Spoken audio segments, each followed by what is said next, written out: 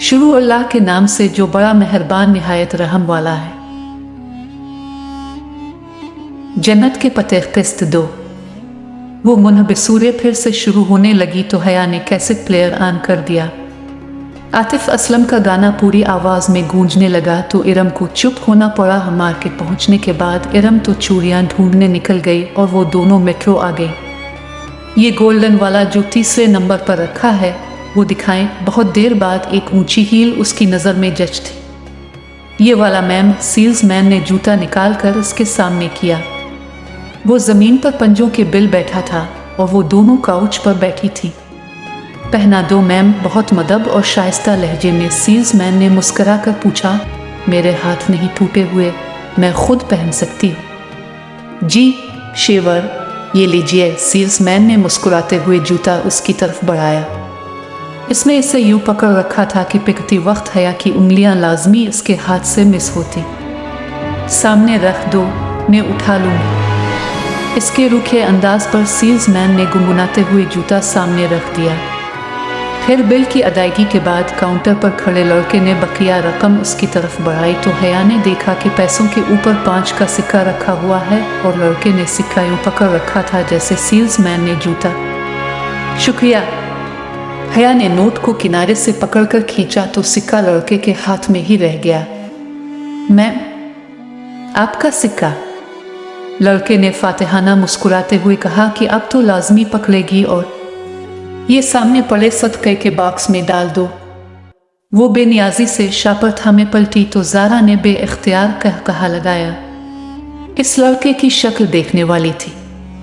इस लड़के की शक्ल देखने वाली थी। हया दिल कर रहा था उसकी शक्ल पर शाप में पड़े सारे जूते मार दूं। पता नहीं हमारी ज़हनियत कब बदलेगी।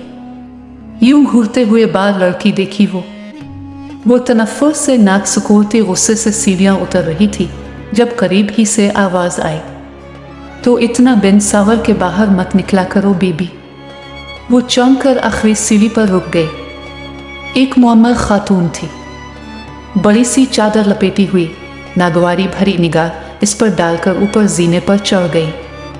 एक तो लोगों को राह चलते तबलीग का शौक होता है।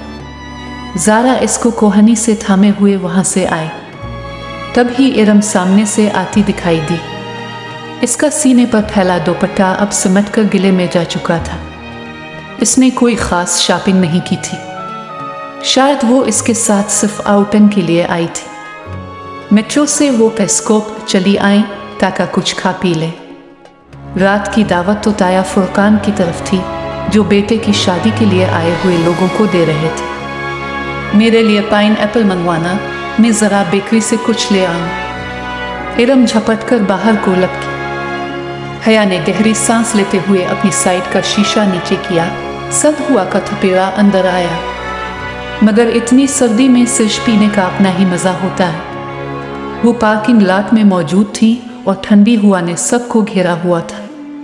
इरम खासी कम पलकस लगी है ना। इरम दूर हो गई तो ज़ारा उसकी तरफ मुड़ी। और तुम उसके कम्प्लेक्स को हुआ दे रही हो। वो उल्टा इसी पर खफा हुई। ताया फुरकान सिर्फ स्कार्फ की सख्ती करते हैं। वो बस इस बात पर खुद तरसी का शिकार है और तुम भी इसका साथ दे रही हो। मैंने कहा कि बेचारी नहीं है वो बेचारी। अब इसको भी यही समझाना है कि खामखा की खुद तरसी से निकल आए। वेटर हाथ में कार्ड पकड़े हया की तरफ आ चुका था।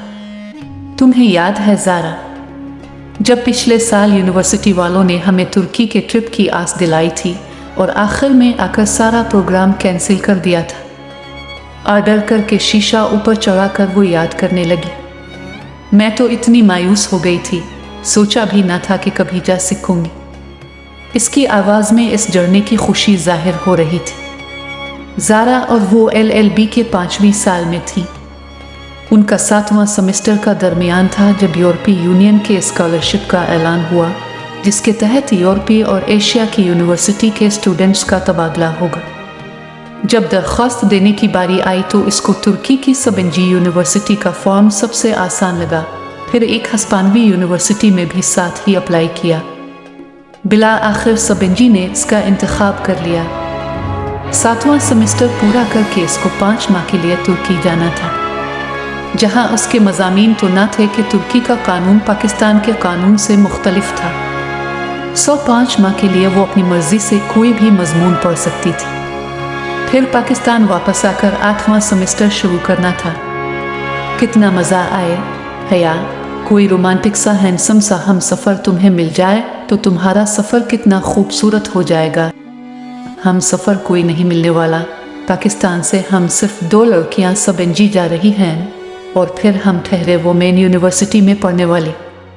वो खदीजा राना जो तुम्हारे साथ जा रही है, इससे कोई बात हुई? वेटर ने शीशा बजाया तो हया ने शीशा नीचे किया। नहीं, खदीजा राना को तो मैं जानती भी नहीं हूँ। उसने सिल्श के गिलास पकड़े, ज़ारा का उसको थमाया और इरम का डैशबोर्ड पर रखा। बेधियानी में वो शीशा बंद करना भूल गई और उसके इल्म में ना रहा। दफतना, ज़ारा का मोबाइल बजा। ज़ारा ने सप लेते हुए फ़ोन कान से लगाया। हेलो अम्मा। जी क्या हुआ? आवाज़ ख़राब है, 1 मिनट। ज़ारा के फ़ोन पर सिग्नल ठीक नहीं आ रहे थे। वो सिल्श का गिलास हाथ में पकड़े बाहर निकल गई। हया अपने गिलास से छोटे छोटे सप लेते हुए विंड स्क्रीन से बाहर देखने लगी। अब वो दूर दरख्त के पास खड़ी बात कर रही थी। Hello my beauty. कोई एकदम से इसके बिल्कुल करीब आकर बोला था। वो डर कर उछली। जरा सा जूस भी कपड़ों पर गिरा। खुली खिड़की पर एक खूबसूरत औरत झुकी हुई थी। मेकअप से भरा चेहरा, आई शेडो से चमकती आंखें, भड़कती हुई सुर्खी, बालों का जोड़ा और चमचम करते कपड़े। वो औरत नहीं थी मगर मर्द भी नहीं था। डरो नहीं सोहनी, मैं तुम्हारी दोस्त हूँ, डॉली कहते हैं मुझे। हटो हटो जाओ। वो घबरा गई। ख्वाजा सरा के वजूद से सस्ते परफ्यूम की खुशबू उठ रही थी, से कराहियत सी आए। अच्छा सोहनियो, जरा बात तो सुनो। इसने अपना चेहरा और झुकाया। इससे पहले कि वो आगे बढ़ता, हया ने सिल्श का भरा गिलास उसके मुंह पर उलट दिया। ठंडी ठार बर्फ मुंह पर गिरी तो वो बुलबुला कर पीछे हुआ। उसने फुर्ती से शीशा ऊपर कर लिया। सुनो जी, वो मुस्कुरा कर चेहरा साफ करते हुए शीशा बजाने लगा। बंद शीशे की वजह से इसकी आवाज कम आ रही थी। अब वो कोई गाना गा रहा था। कपकपाते हाथों से इसने इग्निशन में चाबी घुमाई और गाड़ी वहां से निकाल लाई। बेकरी के दाखिली दरवाजे के सामने गाड़ी रोकी और पीछे मुड़कर देखा। वो दरख्तों के पास डॉली नामी ख्वाजा सरा अभी तक वहीं खड़ा था। वो इसके पीछे नहीं आया था। अब वो गा भी नहीं रहा था, बस खामोश गहरी नजरों से उसे देख रहा था। उसे बेइख्तियार झुरझुरी सी आई। कहाँ रह गई हैं दोनों? उसने झुंझला कर हाथ पर हाथ रख दिया। फिर गर्दन मोड़ कर देखा। वो अभी तक इसी को देख रहा था। इरम और ज़ारा को ड्रॉप करके वो अपने कमरे में आए। डिनर का वक्त होने वाला था। उसने कपड़े भी डिनर की मुनासबत से पहने थे, मगर जूस छलकने की वजह से ज़रा दाग पड़ गया था। इसने जल्दी से इतना दुपट्टा धोकर इस्त्री किया। इसे रह रह कर वो ख्वाजा सरा याद आ रहा था। इस बरादरी के लोग अक्सर आकर पैसे मांगते थे, मगर ऐसी हरकत तो कभी किसी ने नहीं की। इस ख्वाजा सरा की निगाहें और अंदाज इसको फिर से झुरझुरी आ गई। फिर जब वो अपनी तैयारी से मुतमईन होकर बाहर आई तो दरवाजे के बाहर पांव किसी चीज से टकराया। वो चौंक गई। दरवाजे के साथ फर्श पर वो सफेद उड़े खुले गुलाबों का बके पड़ा था। साथ में एक बंद लिफाफा भी था। वो दोनों चीजें उठाकर सीधी हुई। लिफाफा खोला जिस पर हया सलमान लिखा हुआ था। अंदर वही सफेद बेसतर चौकोर कागज था। इसके वस्त में उर्दू में लिखा था, उम्मीद करता हूँ आपका आज का डिनर अच्छा गुजरेगा। उसने लिफाफा पलट कर देखा। इस पर और कुछ नहीं लिखा था, बस लिफाफे पर गुज़िश्ता रोज की मेहर लगी थी। ये कौन था और क्यों उसे फूल भेज रहा था? वो खत और बके कमरे में रख कर सारे मामले से उलझती बाहर आ गई। ताया फुरकान के घर खूब चहल पहल थी। सब कज़न्स लोनिज में बैठे थे। एक तरफ ख्वातीन का ग्रुप खुश गप्पियों में मसरूफ थी, मर्द हजरात यकीनन ड्राइंग रूम में थे। इसके खानदान में कजन्स की बेतकल्लुफ़ी को बुरी नज़र से नहीं देखा जाता था। ताया फुरकान तमाम बहन भाइयों में बहुत सख्त थे और उनकी सख्ती सिर्फ इरम के सकाफ लेने और घर से बाहर लड़कों से बात करने तक थी। इरम और बाकी कजन्स भी घर के कजन्स के अलावा लड़कों से बात नहीं करती थी। हया और इरम तो पढ़ती भी वीमेन यूनिवर्सिटी में थी। हाँ, दूसरे चचा और ख़ुद सलमान साहब अपने बच्चों की शादियां मिक्स ग्रम में करेंगे। उनका ख़ानदान ज़्यादा बड़ा नहीं था। वो लोग 3 भाई और 1 बहन थे। ताया फुरकान सबसे बड़े थे। दाऊद, फरुख, इरम और समी उनके बच्चे थे। फरुख मेडिकल कर चुका था और आजकल पोली क्लिनिक में हाउस जॉब कर रहा था और हया से 3 साल बड़ा था और समी फरुख से साल भर छोटा था और MBA करके जॉब कर रहा था। सबसे बड़े दाऊद की शादी हो रही थी। फुरकान साहिब के बाद सलमान थे। उनकी एक ही बेटी हया और बेटा रोहेल था। रोहेल पढ़ाई के सिलसिले में अमेरिका में होता था। फिर जाहिद चचा थे। उनकी बड़ी 2 जुड़वा बेटियां महविश और सहरिश थी। फिर बेटा रजा इंजीनियर था। सबसे छोटी बेटी सना A-लेवल कर रही थी। इस वक्त अलावा रोहेल के जो अमेरिका में था और दाऊद के जो ड्राइंग रूम में था, बाकी सब कजिन लोनिज में बैठे थे। लड़कियां कारपेट पर दायरा बनाकर बैठी थी। इरम ढोलक बजा रही थी। इसका दुपट्टा सर से ढलक कर कंधे पर आ गया था। अगर अभी ताया यहाँ आ जाते तो वो फौरन दुपट्टा सर पर ले लेती। वो महविश सहरिश के साथ सर मिला रही थी और लड़के ऊपर सोफे पर बैठे उन पर फिक्रे उछाल रहे थे। हेलो एवरीवन, वो सीने पर हाथ बंधे चलती हुई उनके करीब आकर रुकी। सबकी नजरें इस पर रुक गई। सफ़ेद चेहरे के अर्ध गिर्द काले बाल और काजल से लबरेज आंखें। वो थी ही इतनी हुसैन के हर उठी निगाह में सिताइश उभर आती। तहया, कैसी हो? आओ, इन लड़कों को हराती हैं। बैठो ना। बहुत सी आवाज़ें इससे टकराएं।